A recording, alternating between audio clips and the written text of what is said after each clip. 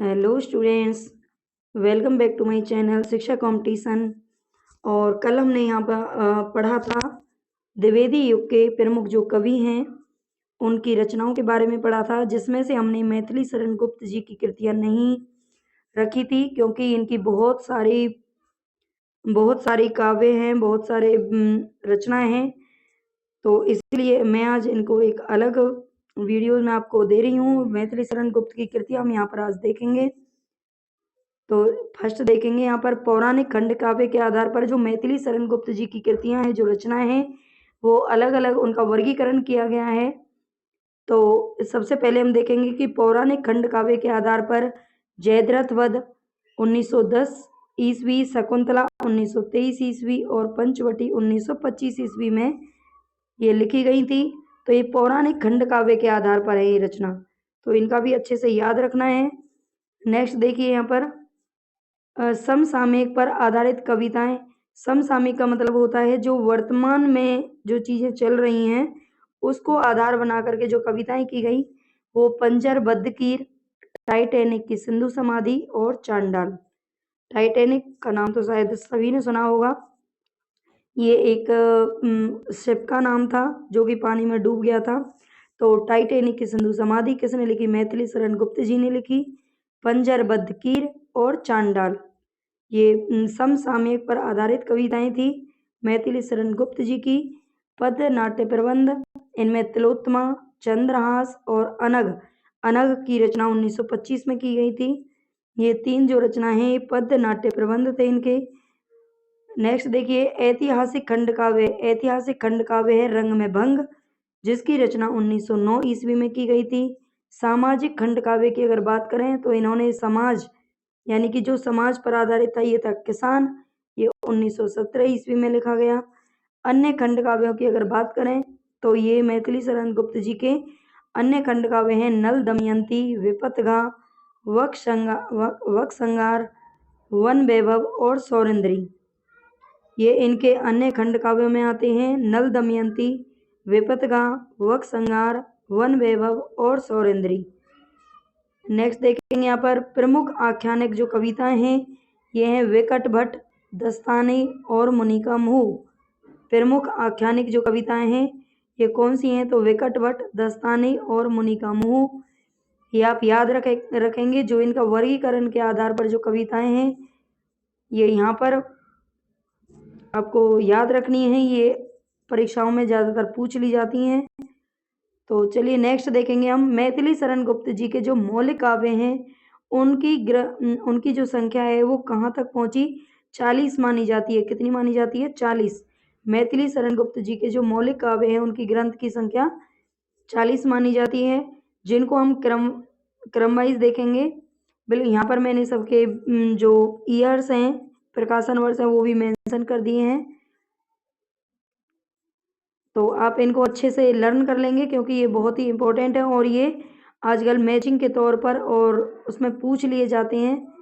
तो सबसे पहले हम यहाँ पर देखेंगे रंग में भंग। ये सबसे पहले 1909 में लिखा गया था। जयद्रथ वध 1910, भारत भारती 1912, किसान 1917, शकुंतला 1923, पंचवटी 1925, अनग 1925 में लिखा गया था। दोबारा रिवीजन करेंगे, आप कई बार इनका रिवीजन करेंगे जब आपको याद हो जाएंगे। तो रंग में भंग 1909, जयद्रथ वध 1910, भारत भारती 1912, किसान 1917, शकुंतला 1923, पंचवटी 1925 और अनग 1925। अनग के बाद इन्होंने लिखा था हिंदू। हिंदू लिखा था 1927 ईस्वी। त्रिपथगा 1928, शक्ति 1928, गुरुकुल 1929, विकट भट्ट 1929, साकेत साकेत ये 1931 में लिखा गया था। ये इनकी बहुत ही इंपॉर्टेंट रचना है। साकेत एक प्रबंध काव्य है। और यशोधरा 1933 में लिखा गया था। द्वापर 1936 ईस्वी, सिद्धराज 1940 ईस्वी, नहुस 1940 ईस्वी। नेक्स्ट देखेंगे यहाँ पर कुणाल गीत लिखा गया था 1942 में। कावा और करबला 42 में लिखा गया था। कुणाल गीत और कावा और करबला ये दोनों 1942 में लिखे गए थे। पृथ्वीपुत्र 1950 ईस्वी, प्रदक्षिणा 1950 ईस्वी, जय भारत 1952, विष्णुप्रिया 1957 ईस्वी, झंकार 1929 में लिखा गया था। अर्जन और विसर्जन ये भी 1942 में लिखा गया था। तो आप इनको अच्छे से याद रखेंगे। ये इनकी 40 जो मौलिक काव्य ग्रंथ वो माने जाते हैं, उनमें से ये प्रमुख हैं जो हर परीक्षा में पूछा जाता है। मैथिली शरण गुप्त से हर परीक्षा में 1-2 क्वेश्चन जरूर बनते हैं, तो आप इनको अच्छे से याद रखेंगे। चलिए नेक्स्ट हम देखते हैं यहाँ पर इनके कुछ और वर्गीकरण किए गए हैं। जो राम कथा से संबंधित काव्य, राम कथा से संबंधित कौन से हैं? सॉरी, तो ये साकेत जो 1931 में लिखा गया था, पंचवटी और प्रदक्षिणा। ठीक है। कृष्ण कथा से संबंधित इन्होंने द्वापर लिखा था, द्वापर। और वैष्णव से संबंधित विष्णुप्रिया। बौद्ध धर्म से संबंधित कौन से थे? तो बौद्ध धर्म से संबंधित की अगर हम बात करें तो ये थे यशोधरा और अनग। यशोधरा और अनग ये बौद्ध धर्म से संबंधित इनकी काव्य रचना है। सिख धर्म से संबंधित है गुरुकुल। इस्लाम संबंधी कावा और करबला।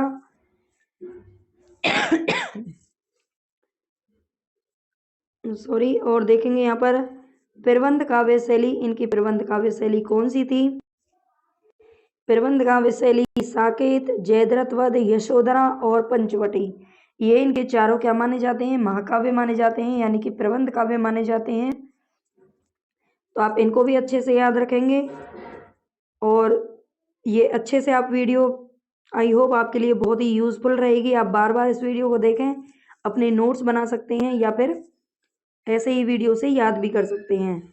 और प्लीज़ ये नोट आपको ज़रूर याद रखना है। प्लीज़ चैनल को सब्सक्राइब ज़रूर करें।